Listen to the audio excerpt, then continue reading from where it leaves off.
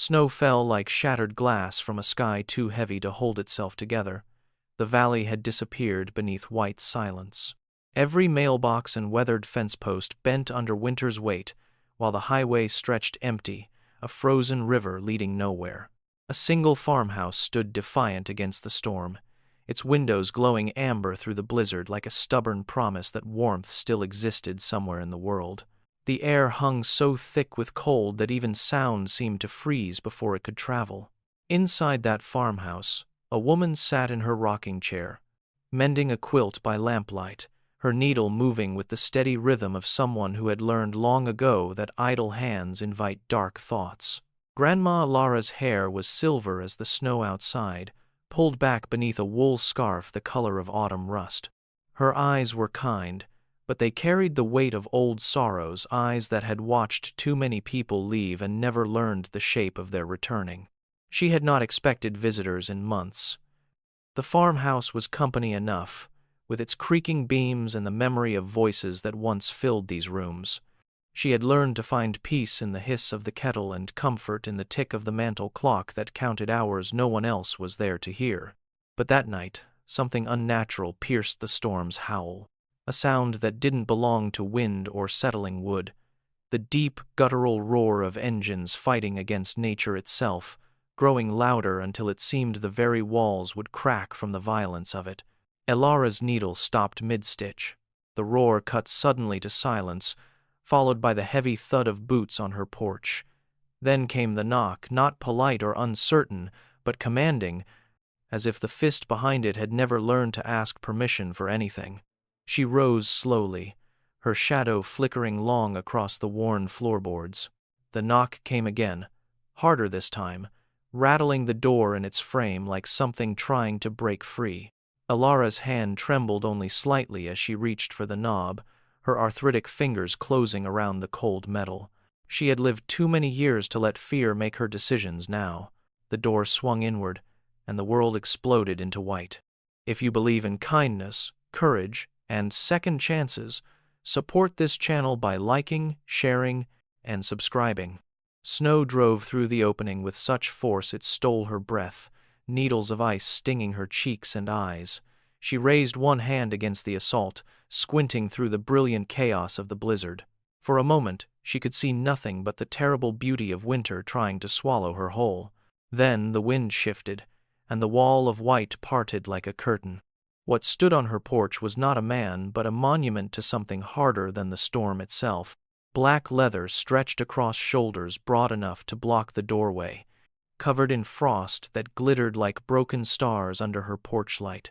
His face was all sharp edges and shadow, weathered by wind and years lived without shelter, his gray eyes fixed on her with an intensity that would have sent most people stumbling backward. Behind him, the porch was packed with men. 25 of them at least, their leather vests and heavy boots caked with ice, their faces hidden behind frozen beards and collars pulled high against the cold. They stood silent as sentries, only their breath visible in the freezing air, great clouds of white that disappeared into the storm. Beyond them, half buried in snowdrifts that had already climbed past the wheels, their motorcycles hulked like sleeping beasts. Chrome handlebars jutted from the white like skeletal fingers reaching for sky they'd never touch again. The machines looked defeated, engines cold and silent, their chrome dulled by layers of ice that caught no reflection. The big man spoke first, his voice rough as gravel scraped across iron. "We need shelter. No, please, no apology for the intrusion. Just the bare truth of survival, stripped of everything but necessity. Storm caught us on the valley road, 20 miles from anywhere, lost the highway an hour back." His jaw was set hard, but Elara could read what lived beneath the granite exterior. She had seen that look before, in the eyes of wounded animals that knew showing weakness meant death. Pride fighting against desperation, both losing to the simple, undeniable cold. One of the men behind him swayed visibly, catching himself on another's shoulder. His lips had gone blue beneath his frozen beard, his eyes glassy with the first stages of hypothermia. 25 of us, the leader continued, and something in his voice suggested he expected rejection, had perhaps built his entire life around expecting it. "We'll take whatever space you have. Floor's fine, just need to get them warm." Elara looked past him at the faces half hidden in shadow and frost, young and old, all of them carrying the same hard defiance, the same unspoken code that kept them standing when their bodies begged to fall. They looked like men who had learned early that the world would offer them nothing they didn't take by force. But beneath the leather and ice and carefully constructed armor, she saw what they couldn't hide: exhaustion, pain, the animal terror of cold that had already started claiming fingers and toes, that would claim lives if the night went on much longer. She had been cold once, so cold she thought her body would simply stop remembering how to be warm. She remembered the desperation of it, the way cold made you willing to do anything, beg anyone, surrender any pride just to stop the shaking. Elara stepped aside, pulling the door wide despite the storm that rushed in to fill her home with winter's breath. "There is always room for those who fight the cold," she said quietly, her voice carrying the weight of absolute conviction. "Come in before you lose more than just your way." The leader's eyes widened slightly, the first crack in his stone facade. He hesitated at the threshold as if her kindness were the more dangerous thing than the storm at his back. Then he stepped inside, and his men followed like shadows learning to walk in light. They came in one by one, a procession of frozen giants moving with careful deliberation, as if afraid their very presence might shatter the fragile warmth of the farmhouse.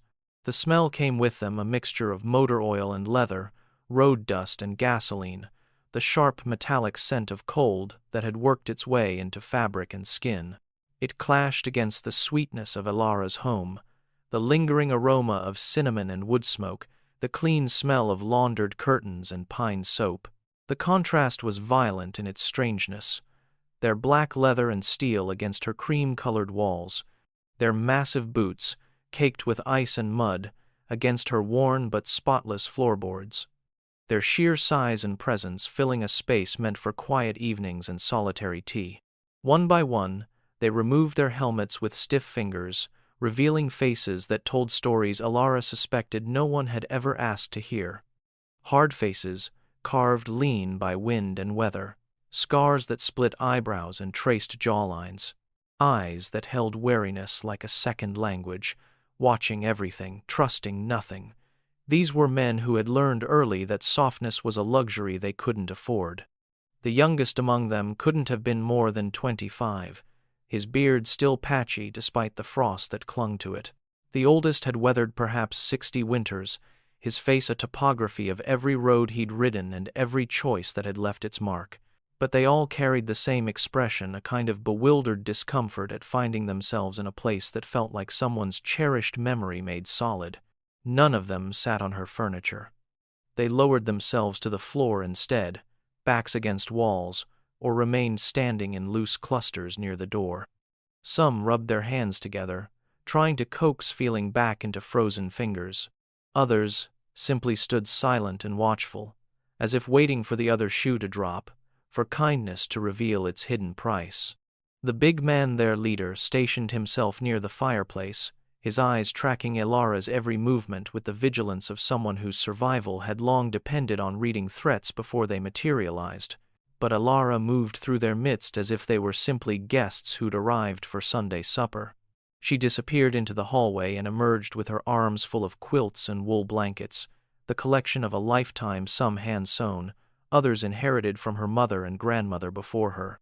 She distributed them without ceremony, draping them over shoulders, laying them across laps, pressing them into reluctant hands.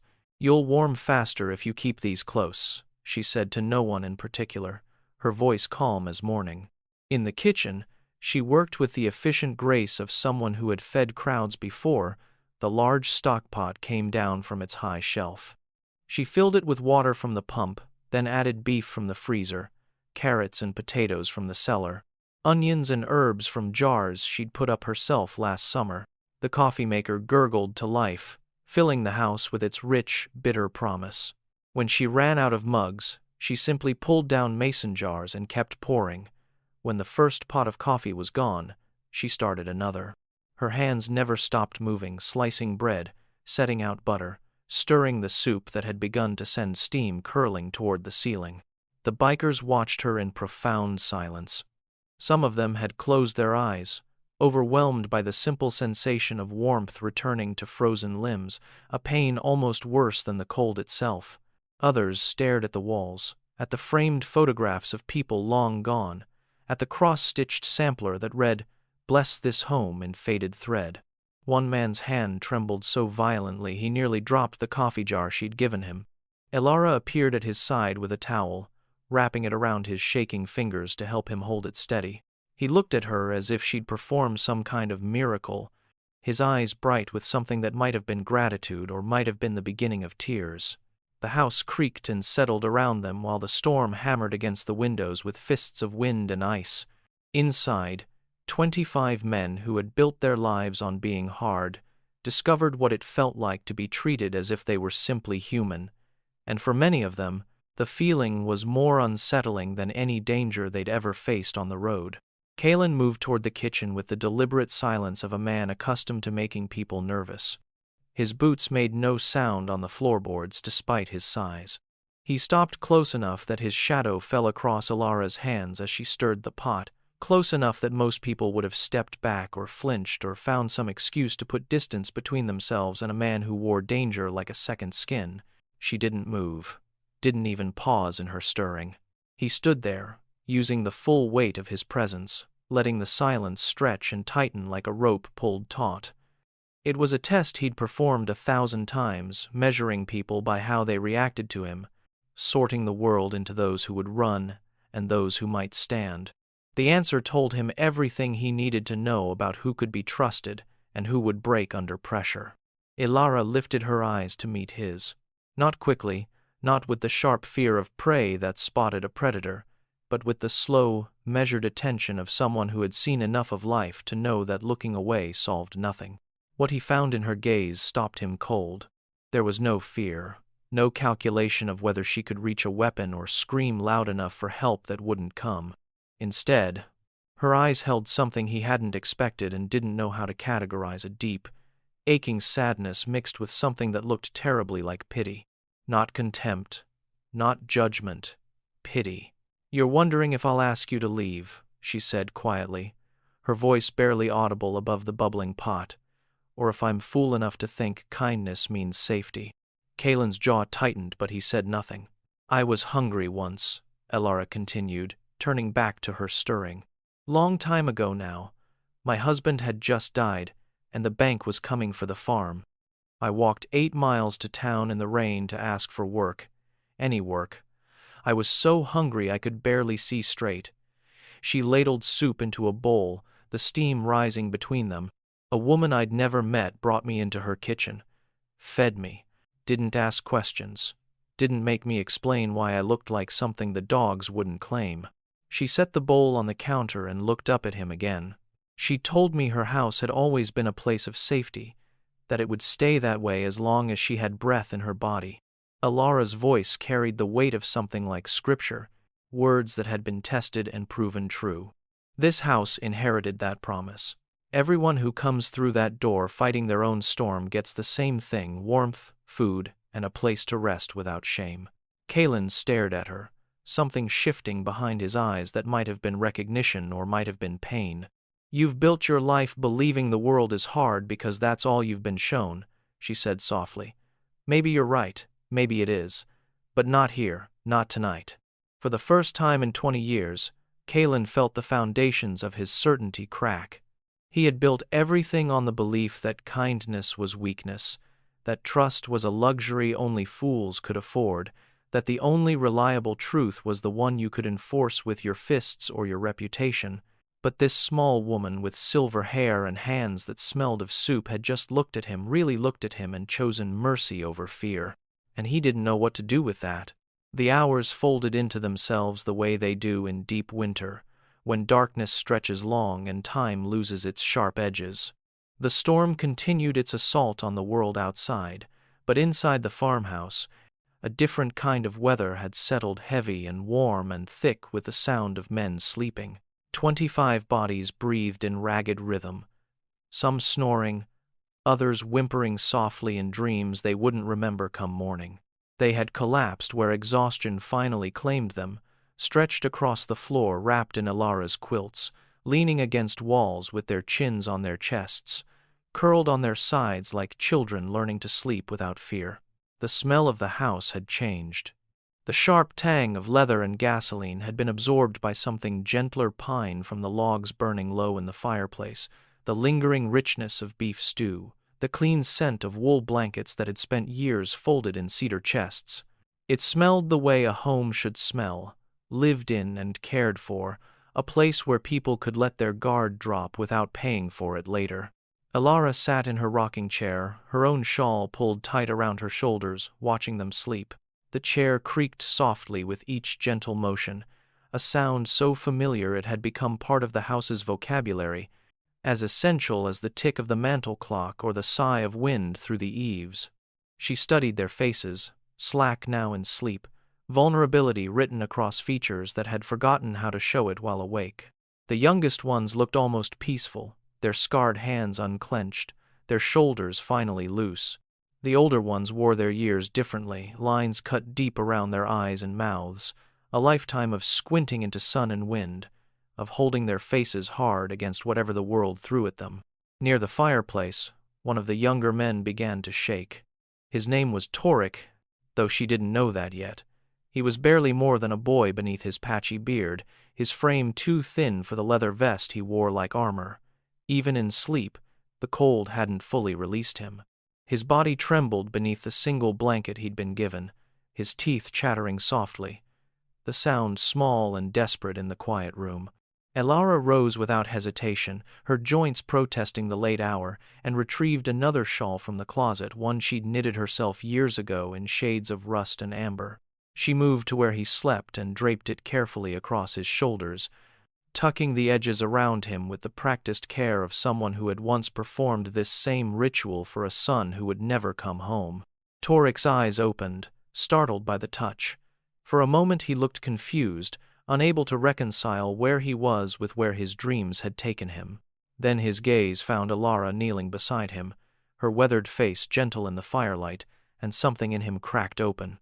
He stared at her with an expression that held no words, only the raw confusion of someone who had been shown a kindness so simple and so complete that it contradicted everything he'd been taught about how the world worked. His eyes glistened, not quite tears but close, the kind of emotion men like him learned early to swallow down and bury deep.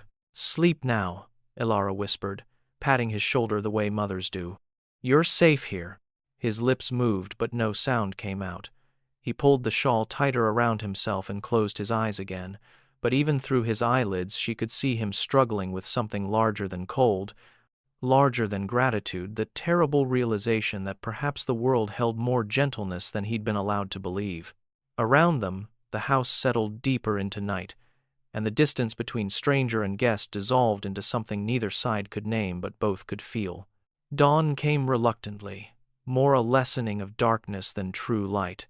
The sky outside still choked with snow, though the wind had finally exhausted itself.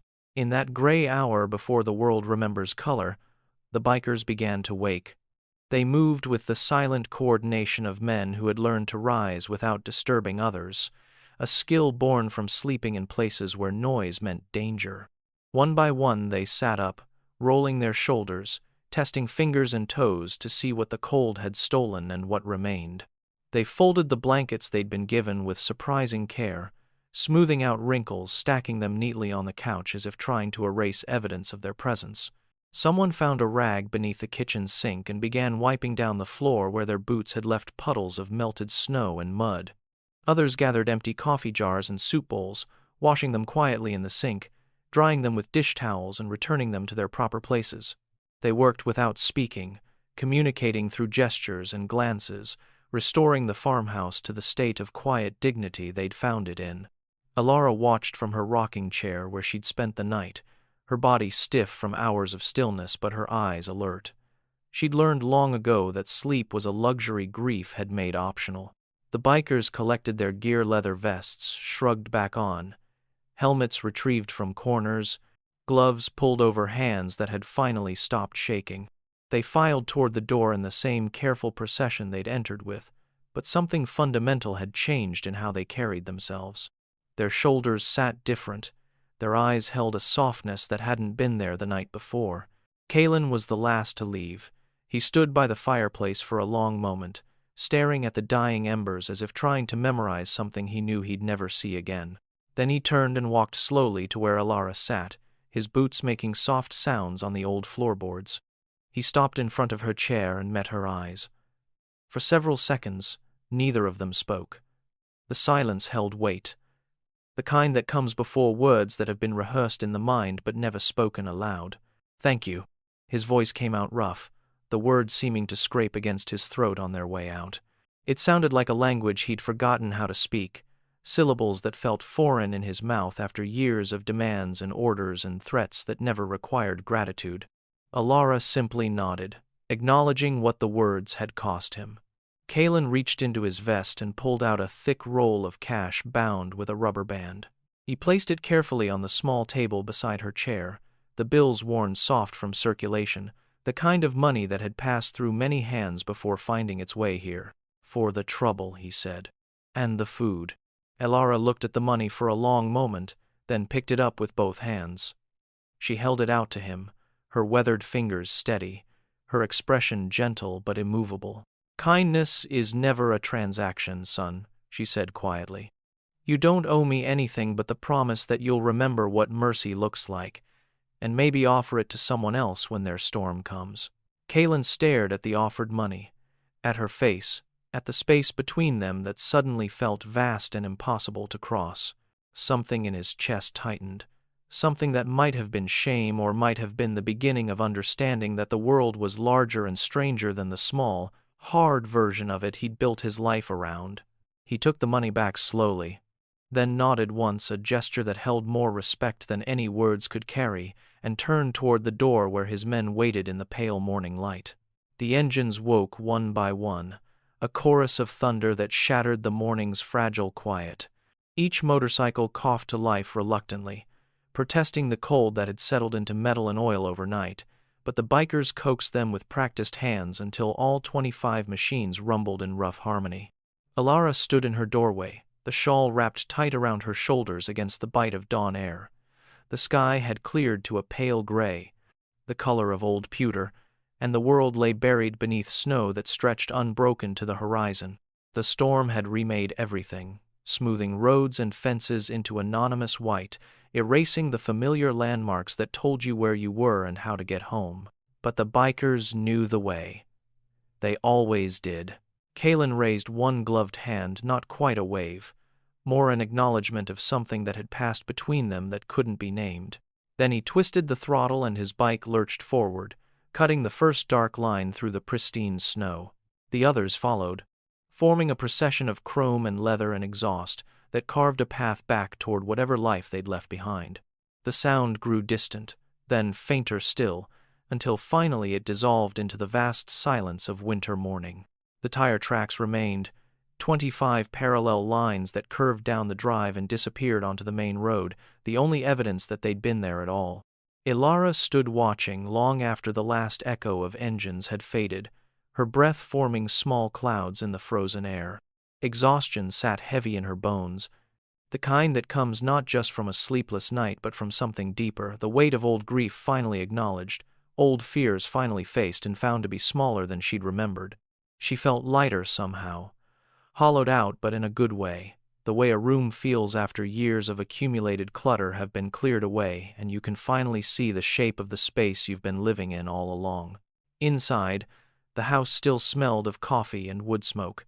She moved slowly through the rooms, her joints protesting each step, and found the roll of cash on the kitchen table where Kalen must have left it while her back was turned. Stubborn man. She picked it up, counted it, and felt her breath catch. It was more than enough to cover 3 months of mortgage payments, maybe 4.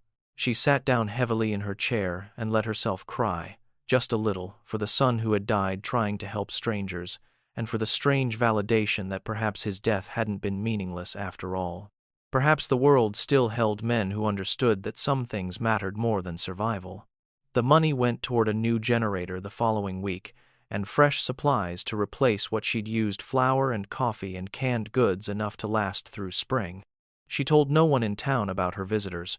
What happened in her house during the storm was private, sacred in a way that didn't need witnesses or explanations. She knew she would never see them again.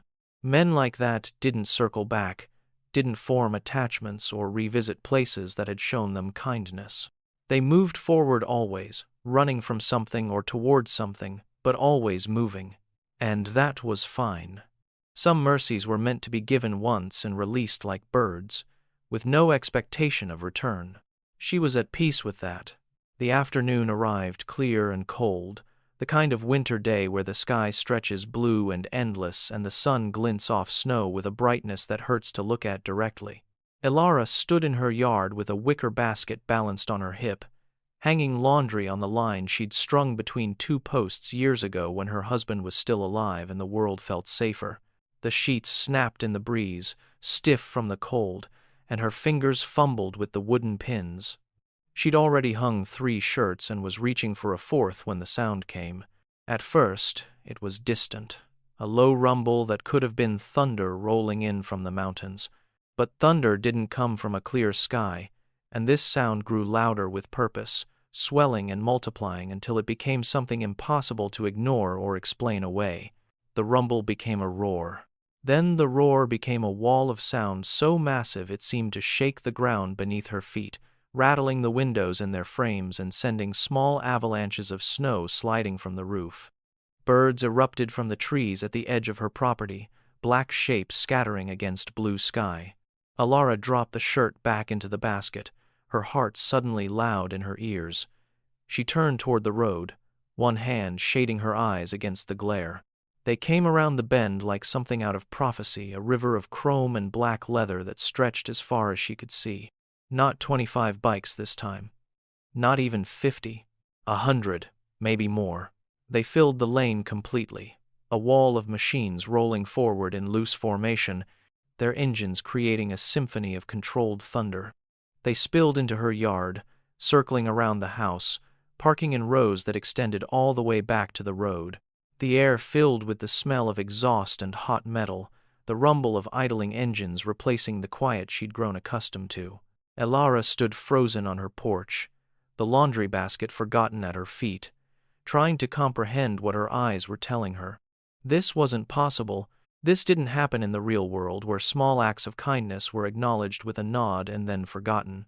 The engines cut one by one until silence rushed back in to fill the spaces between them, and in that sudden quiet she could hear her own breathing, fast and shallow. Kalen dismounted from his bike at the front of the pack, and beside him 3 other men did the same, older men, their leather vests marked with different insignias, patches that declared territory and allegiance. Chapter presidents, if she had to guess, men who commanded respect across state lines. Kalen walked toward her porch with those 3 men flanking him, and behind them 100 bikers stood beside their machines, waiting. His face was different than it had been 2 days ago. The hard edges were still there, the granite resolve, but something else lived behind his eyes now, something that looked like determination mixed with an emotion she couldn't quite name. He stopped at the base of her porch steps and looked up at her, and when he spoke, his voice carried across the yard so all his men could hear. "Ma'am," he said, and the word held the weight of formal declaration. "We've come to settle a debt." Behind him, engines ticked and cooled, and 100 men watched to see what mercy looked like when it came home to roost. Kalen gestured behind him, a sweeping motion that encompassed the sea of leather and chrome filling her property. "Word travels fast in the Brotherhood," he said, his voice carrying the rough formality of a man unaccustomed to speeches but determined to get this one right. "What you did for us, what you did without asking anything in return, that gets reported up the chain, gets talked about in chapter houses across 3 states. He paused, and one of the other presidents stepped forward, an older man with gray streaking his beard and eyes that had seen decades of road. "We don't forget our debts, ma'am," the older man said, "and we sure as hell don't ignore when someone shows our brothers the kind of grace most of the world stopped offering a long time ago." Kalen pointed toward the road where 3 flatbed trucks had pulled up behind the last row of motorcycles, their beds stacked high with lumber, bundles of shingles, coils of wire, and equipment wrapped in canvas tarps. You gave us shelter when we needed it most. Now we're here to make sure your shelter stands strong for years to come. Before Elara could form words around the shock lodged in her throat, the men moved with military precision. They spread across her property like a well-rehearsed crew, each one knowing exactly what needed to be done and where to do it. Some climbed ladders to the roof, pulling up bundles of shingles and sheets of plywood. Others attacked the sagging fence that had been slowly collapsing for the past 5 years, the one she'd meant to fix but never had the strength or money for. A group descended on her garage, its door hanging crooked on broken hinges, and within minutes they had it off its frame entirely, replacing it with something new and solid. Another crew strung security lights around the perimeter of her property, drilling into wood and running wire with the easy competence of men who knew their way around tools. The sound was overwhelming: hammers striking nails, saws biting through lumber, the metallic clang of fence posts being driven into frozen ground. Commands were shouted across the yard, measurements called out, someone laughing at a joke Elara couldn't hear. A car slowed on the road, its brake lights flaring red. The driver, Mrs. Henderson from the church, stared open-mouthed at the scene, her face pressed almost against the window. She said something to her husband in the passenger seat, and he leaned forward to look, his eyes wide with disbelief. Another car pulled over behind them, then another. Soon there was a small line of vehicles parked along the shoulder, their occupants standing outside in the cold, hands shading their eyes, trying to understand what they were witnessing. The notorious Ashes of Eden and 3 other motorcycle clubs working like a construction crew on old Grandma Elara's property, moving with purpose and coordination, their leather vests incongruous against the domestic task of home repair. Someone in the crowd pulled out a phone. The flash of a camera went off, then another.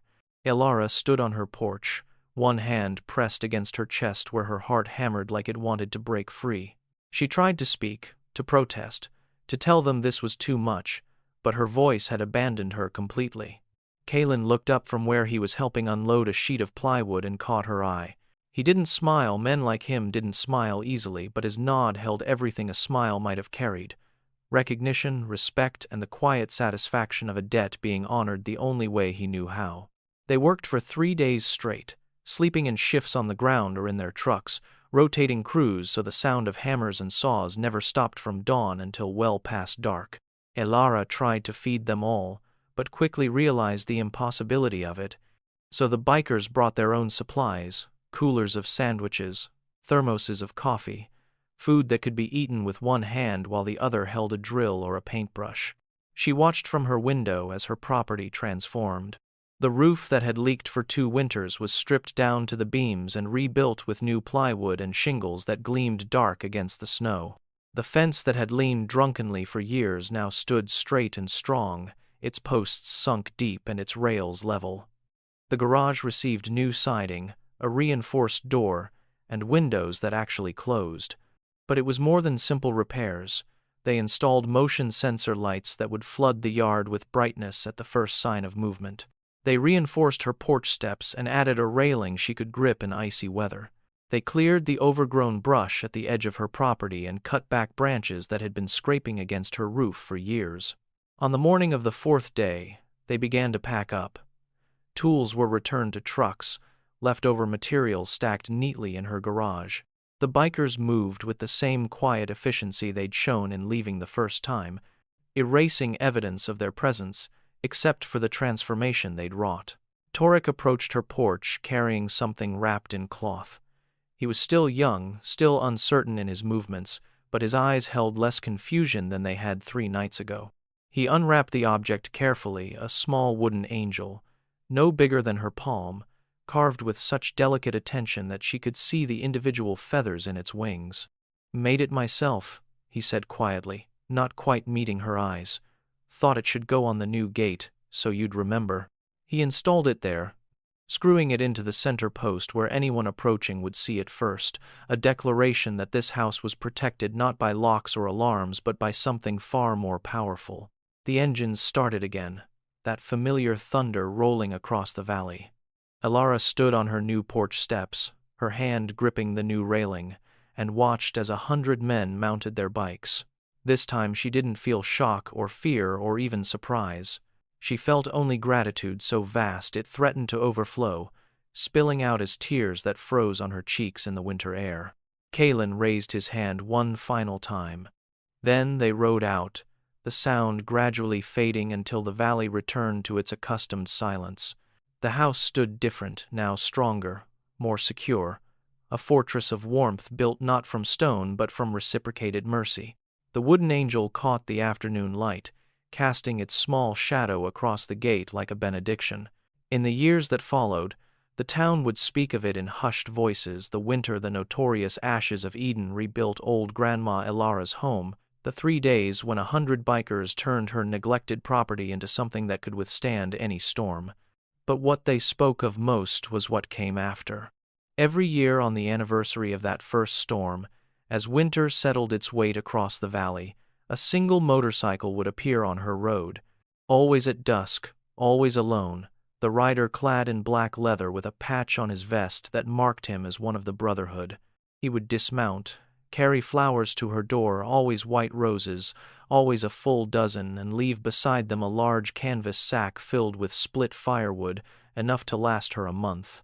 He never knocked, never waited for thanks. Just completed his ritual and rode away into the gathering dark, a symbol of the enduring bond between the kind old grandma who had opened her door to strangers in a storm, and the 100 bikes that had lined up to prove that mercy, once given, echoes forward through time in ways we can never predict, but should always hope for. If this story moved you, please like, share, and subscribe. Stories like this remind us that compassion can come from the most unexpected places, and that a single brave moment can change a life forever. By supporting this channel, you help spread awareness, hope, and the power of human kindness. Thank you for being part of this community.